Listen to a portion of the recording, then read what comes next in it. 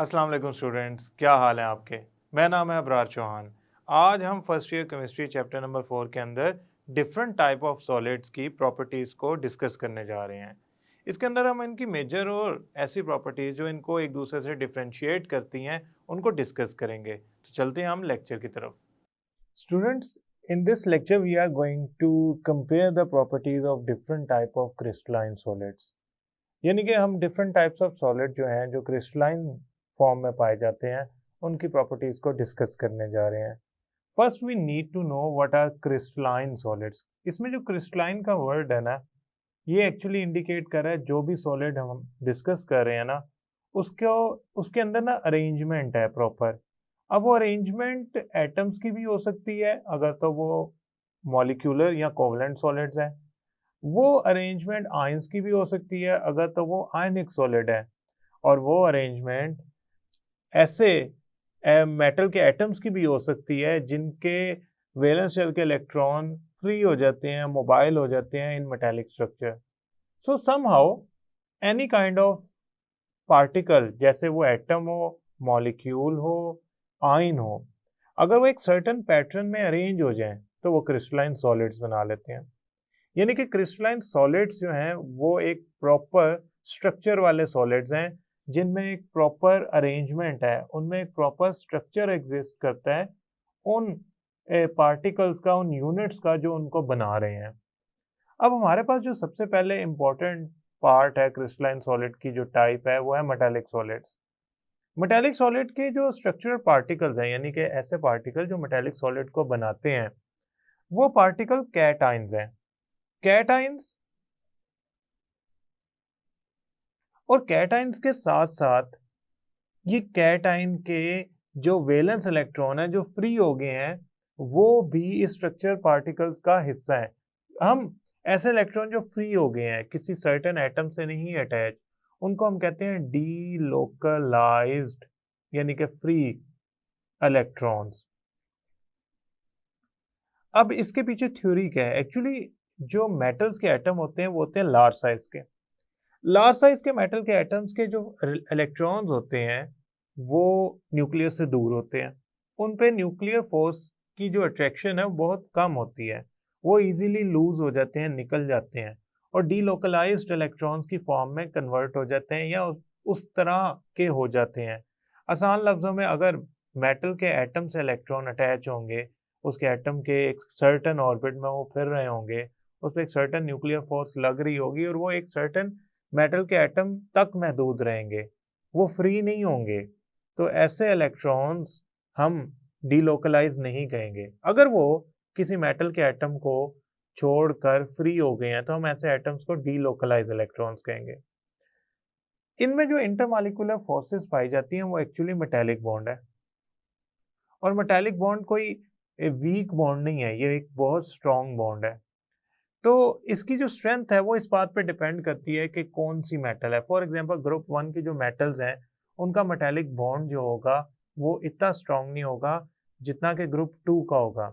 अब उसमें दो चीजें काउंट होती हैं कि मेटालिक बॉन्ड कितने number of valence electron lose करने से बना है। मतलब ग्रुप 1 में जो नंबर ऑफ इलेक्ट्रॉन है वो सिंगल लूज करने से, एक इलेक्ट्रॉन लूज करने से यूनी पॉजिटिव चार्ज डेवलप होता है, एक सिंगल पॉजिटिव चार्ज डेवलप होता है और एक सिंगल इलेक्ट्रॉन लूज होता है।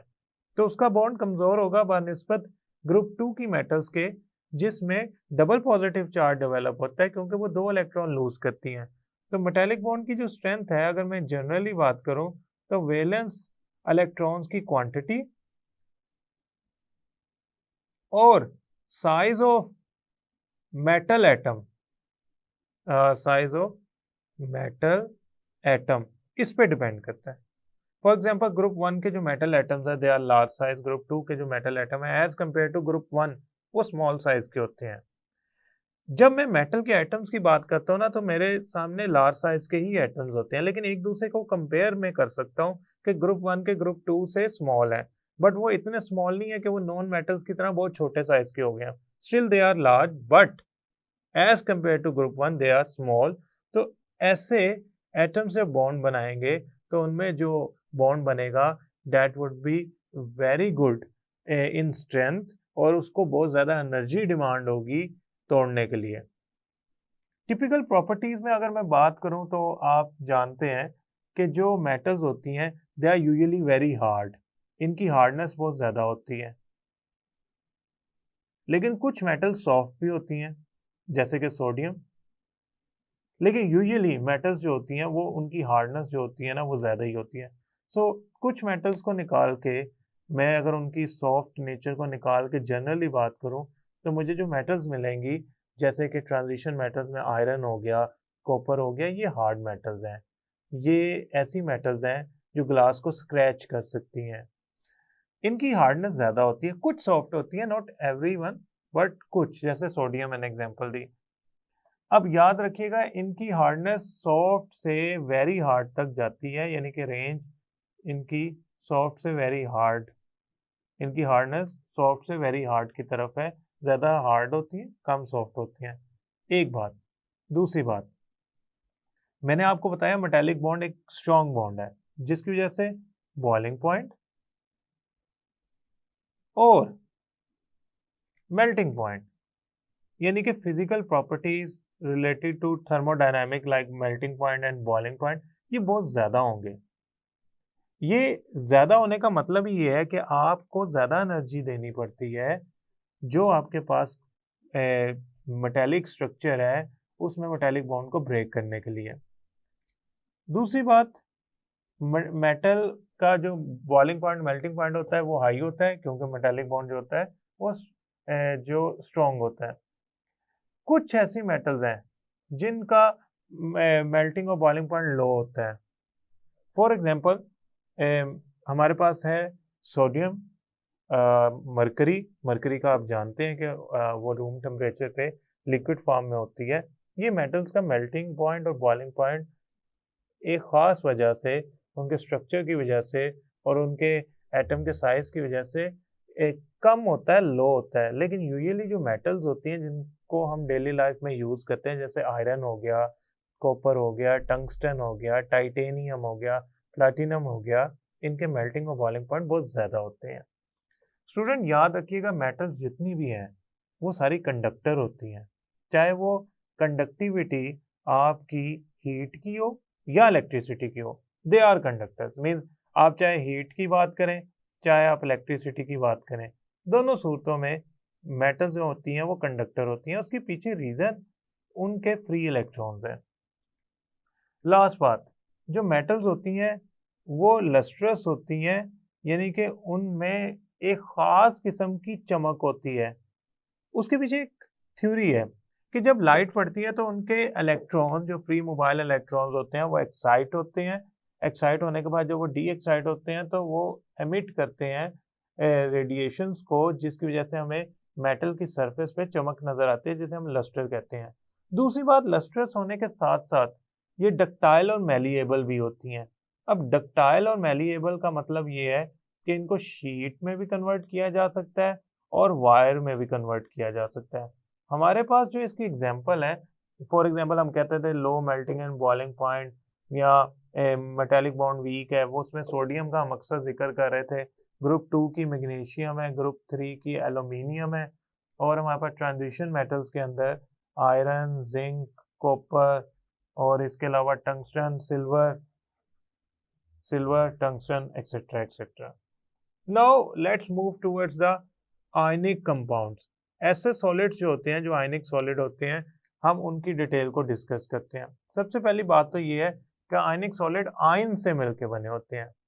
इनमें कौन कौन से आयन होते हैं? दो, कैटाइन यानी कि पॉजिटिवली चार्ज आयंस, एनाइंस यानी कि नेगेटिवली चार्ज आयंस।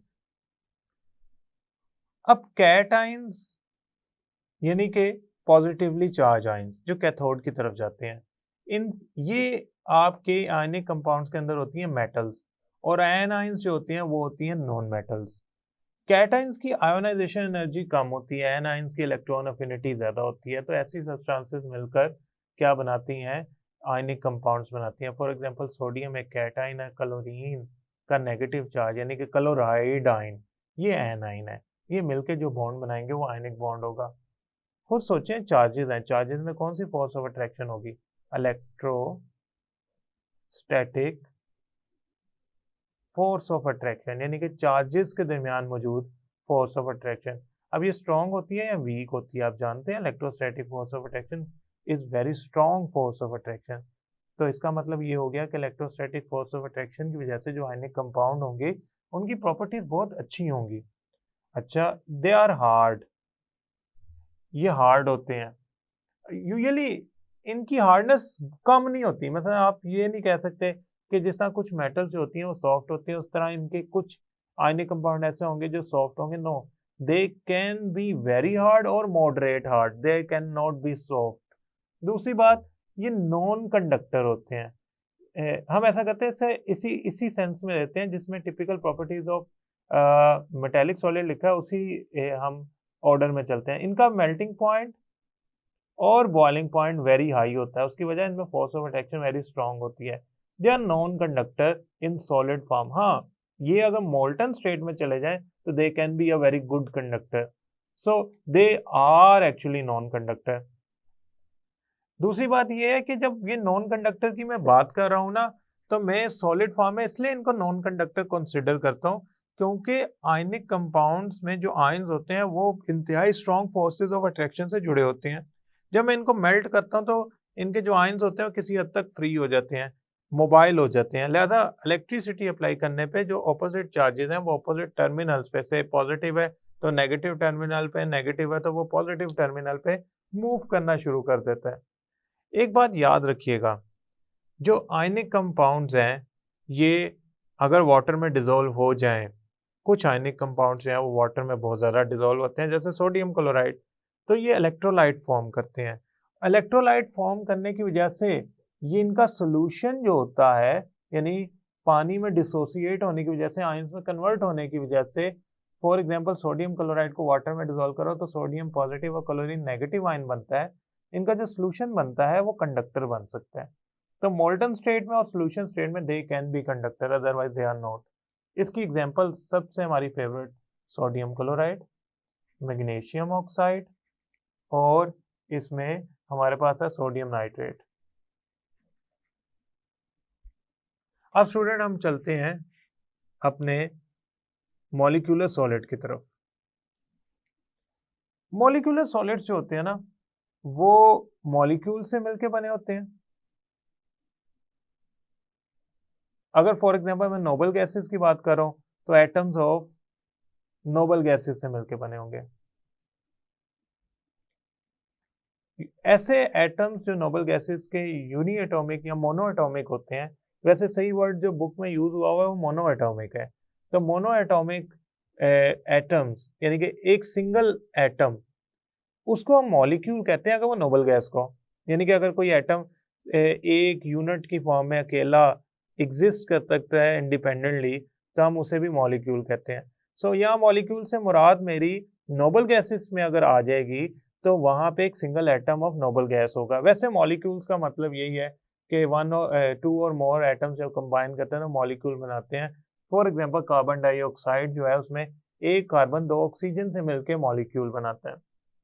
इसमें जो फोर्सेस ऑफ अट्रैक्शन पाई जाती हैं नॉन पोलर कंपाउंड्स के अंदर, वो हमारे पास जो है वो है London dispersion forces. London dispersion forces, London dispersion forces जो होती हैं ना वो एग्जिस्ट करती हैं या सिग्निफिकेंट होती हैं इन नॉन पोलर कंपाउंड्स। पोलर में भी एग्जिस्ट करती हैं but they are more significant in non polar compound, although they exist in polar and non polar. लेकिन जैसे कार्बन डाइऑक्साइड हो गया, हीलियम के एटम्स हो गए, जब वो सॉलिड फॉर्म में कन्वर्ट होते हैं तो वो लंदन डिस्पर्शन फोर्सेस या फ्रिट्ज लंदन डिस्पर्शन फोर्सेस, जो साइंटिस्ट का नाम है फ्रिट्ज लंदन, जिन्होंने डिस्पर्शन फोर्सेस डिस्कवर की थी या उनकी थ्योरी बताई थी, उनके नाम पे ये फोर्सेस ऑफ अट्रैक्शन है, ये एग्जिस्ट करती हैं। स्टूडेंट एक बात याद रखिएगा, अगर तो मैं वाटर की बात करूँ ना तो वाटर में जो पोलर मॉलिक्यूल है वाटर का वो आइस में कन्वर्ट होता है, और उसमें आइस में वाटर मॉलिक्यूल्स को होल्ड करने वाली फोर्स जो है वो हाइड्रोजन बॉन्डिंग है। इसी की वजह से वाटर का जो बिहेवियर है वो अनॉमलसली हो जाता है, आप यूँ समझ लें एबनॉर्मल हो जाता है, जिसकी वजह से जब कोई लिक्विड सॉलिड में कन्वर्ट होता है तो उसका जो वॉल्यूम है वो कम होना चाहिए, लेकिन वाटर का वॉल्यूम इंक्रीज कर जाता है क्योंकि उसमें जो स्पेसिस होती हैं स्ट्रक्चर के बनने की वजह से वो डेवलप हो जाती हैं। वो स्पेसिस की वजह से वाटर का जो वॉल्यूम है वो 9% इंक्रीज कर जाता है, बढ़ जाता है, ज़्यादा हो जाता है। इसमें हमारे पास जो प्रॉपर्टीज़ हैं, अब आपके सामने मैंने 2 चीज़ें लिखी हैं। मैंने पहला पॉइंट जो लिखा है वो लिखा है लंदन डिस्पर्शन फोर्सेस, और दूसरा जो लिखा है ना वो लिखा है हाइड्रोजन बॉन्डिंग। ये इंटरमॉलिक्यूलर फोर्सेस हैं, ये बॉन्ड्स की तरह स्ट्रांग नहीं होती, लिहाजा इनसे जो प्रॉपर्टीज जनरेट होंगी वो कोई अच्छी नहीं होंगी। पहली बात है, जिस तरह बाकी सारों के लिए लिखा है वो हार्ड होंगे, मेरे लिए ये जो कंपाउंड हैं ये सॉफ्ट होंगे, इनमें सॉफ्टनेस होगी। दूसरी बात, इनके मेल्टिंग और बॉइलिंग पॉइंट जो होंगे वो हाई नहीं होंगे, इनके मेल्टिंग और बॉइलिंग पॉइंट लो होंगे। आपसे पूछा जाए ऐसा क्यों है, आप कहेंगे कि इनमें इंटरमॉलिक्यूलर फोर्सेस एग्जिस्ट करती हैं जो स्ट्रांग नहीं होती, जिसकी वजह से इनको आसानी से तोड़ा जा सकता है। आसानी से तोड़ने का मतलब ये है कि थोड़ी अमाउंट ऑफ हीट रिक्वायर्ड होगी इनको ब्रेक करने के लिए। जैसे वाटर है, वाटर 0 डिग्री पे लिक्विड में कन्वर्ट होना शुरू हो जाता है, यानी कि उसका मेल्टिंग पॉइंट जो है वो 0 डिग्री है। तो इसका मतलब ये हो गया कि वाटर को आप इंतहाई कम टेम्परेचर पे लिक्विड में कन्वर्ट कर सकते हैं। सोडियम क्लोराइड को 100, 200, 300 डिग्री पे लिक्विड में नहीं कन्वर्ट कर सकते, वो अराउंड 800 डिग्री पे जाके मोल्टन स्टेट में कन्वर्ट होता है। क्यों? उसमें फोर्सेस ऑफ अट्रैक्शन स्ट्रॉन्ग है। जो आपके मॉलिक्यूलर सॉलिड्स होते हैं दे आर नॉन कंडक्टर्स। अब नॉन कंडक्टर्स क्यों होते हैं, उसके एक पीछे एक रीजन है। वो रीजन ये है कि जो मॉलिक्यूलर सॉलिड्स होते हैं उनमें फ्री इलेक्ट्रॉन एग्जिस्ट नहीं करते। जब उनमें फ्री इलेक्ट्रॉन एग्जिस्ट नहीं करेंगे तो वो डेफिनेट सी बात है कि एक ऐसे सॉलिड बनेंगे जो करंट को पास नहीं कर सकता, लिहाजा मैं कहूँगा कि ये नॉन कंडक्टर्स हैं। अगर मैं आयोडीन की एग्जांपल की बात करूं तो आयोडीन को गर्म किया जाए तो बजाय इसके कि वो लिक्विड स्टेट में कन्वर्ट हो, वो डायरेक्ट कन्वर्ट हो जाती है गैसियस स्टेट में। तो मैं आयोडीन को कहूंगा कि वो सब्लिमेशन करती है। अब हमारे पास जो इसकी एग्जांपल्स हैं सबसे ज्यादा जो हम डिस्कस करते हैं वो नोबल गैसेस हैं। याद रखिएगा नोबल गैसेस जैसे जैसे डाउनवर्ड, यानी कि जाऊं मैं नोबल गैसेस में हीलियम के बाद नियोन, आर्गॉन, क्रिप्टॉन, जीनॉन, तो जितनी भी हमारी नोबल गैसेस हैं उनमें डाउनवर्ड जाने से size of noble gases increase करता है, जिसकी वजह से उनमें मौजूद लंदन डिस्पर्शन फोर्सेस की स्ट्रेंथ बढ़ जाती है, जिसकी वजह से उनका मेल्टिंग और बॉइलिंग पॉइंट बढ़ जाता है। तो अगर आप हीलियम को जीनोन से कंपेयर करें तो हीलियम का मेल्टिंग और बॉइलिंग पॉइंट कम पाएंगे जीनोन से। स्टूडेंट, इसके अलावा हमारे पास नॉन पोलर मॉलिक्यूल्स की लिस्ट है, मीथेन है, कार्बन डाइऑक्साइड है, और इसके अलावा हमारे पास P4 फास्फोरस है, सल्फर है, आयोडीन है, और पोलर मॉलिक्यूल में हमारे पास मोस्ट फेवरेट हमारा वाटर। अब वाटर की हम इतनी डिस्कशन कर चुके हैं कि हमारे लिए एक ऐसी स्पीशीज बन गई है जिसकी बहुत सारी प्रॉपर्टीज हमारे सामने आ गई हैं। अब स्टूडेंट, नेटवर्क कोवलेंट या नेटवर्क कोवलेंट का मतलब ये है कि एक ऐसा कोवलेंट बॉन्ड जो नेटवर्क की फॉर्म में फैला हो, यानी कि 2 एटम्स के दरमियान ना हो बल्कि ये मल्टी बिलियन एटम्स के दरमियान एग्जिस्ट करता हो। आपके सामने ये एक स्ट्रक्चर आ रहा है, ये स्ट्रक्चर है डायमंड का। इस स्ट्रक्चर के अंदर आप देख सकते हैं कितने कार्बन आपस में जुड़े हुए हैं। आपने याद रखना है कि ये एक ऐसा स्ट्रक्चर है जिसमें कोवलेंट बॉन्ड नेटवर्क की फॉर्म में फैला हुआ है। आप यूँ समझे जैसा कपड़े में धागे आपस में बुने होते हैं, सेम इसी तरह अगर कोवलेंट बॉन्ड आपस में एटम्स के दरमियान मौजूद हो एक नेटवर्क की फॉर्म में, तो हम उसे नेटवर्क कोवलेंट सॉलिड्स या कोवलेंट सॉलिड्स कहते हैं।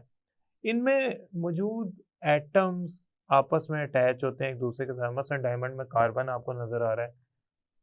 ये जो कोवलेंट सॉलिड्स होते हैं ना, कोवलेंट सॉलिड, इनमें ये जो नेटवर्क बना होता है वो कोवलेंट बॉन्ड का बना होता है। कोवलेंट बॉन्ड एक लंदन डिस्पर्शन फोर्स या हाइड्रोजन बॉन्डिंग की तरह वीक फोर्सेस ऑफ अट्रैक्शन नहीं है। It is a strong force of attraction and very strong as compare to London dispersion force. लिहाजा अगर मैं इसका मुकाबला करूंगा इनसे तो इसको तोड़ना कोई आसान काम नहीं होगा। दूसरी बात यह है कि ये नेटवर्क की फॉर्म में है। देखें, अगर एक एटम दूसरे एटम से जुड़ा हो सिंगल बॉन्ड से और एक एटम दूसरे एटमों से जुड़ा हो मल्टीपल बॉन्ड से, तो वो एक दूसरे के साथ मिलकर एक स्ट्रॉन्ग नेटवर्क जनरेट करते हैं। लिहाजा इसकी जो प्रॉपर्टीज होती हैं उनमें सबसे पहली सिग्निफिकेंट प्रॉपर्टी है hardness. For example they are very very hard. मैं इसकी एग्जांपल देता हूँ डायमंड। डायमंड से हार्ड चीज आपको मिलेगी नहीं, ना आयरन मिलेगा, ना कॉपर मिलेगा, ना ग्लास मिलेगा। They are very hard. अब मैंने आपको कहा है कि इनमें कोवलेंट बॉन्ड होता है जो कि एक अच्छा स्ट्रॉन्ग बॉन्ड है, और नेटवर्क बना होता है उसका। इसका मतलब ये हो गया कि इसमें जो फोर्सेस और अट्रैक्शन होगी they are very very strong. So लिहाजा इनका मेल्टिंग पॉइंट और boiling point would be very high. Student, free electron तो एग्जिस्ट नहीं करते, लिहाजा ये नॉन कंडक्टर होंगे। हम इधर एग्जाम्पल के तौर पे लेते हैं carbon as in the form of diamond. Graphite भी हो सकता है, लेकिन अभी हम carbon in the form of diamond consider कर रहे हैं network covalent structure. Silica carbide और रेत यानी कि सैंड SiO2। स्टूडेंट, ये जो सारे आपको मैंने डिटेल्स बताई हैं ये शॉर्ट क्वेश्चन में भी आ सकती हैं।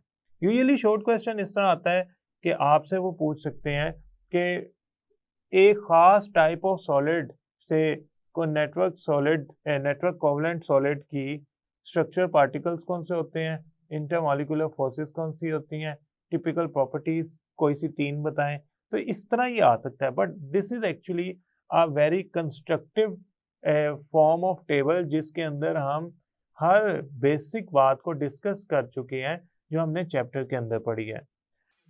आई होप स्टूडेंट ये लेक्चर आपको समझ आया होगा। नेक्स्ट लेक्चर तक के लिए अल्लाह हाफिज।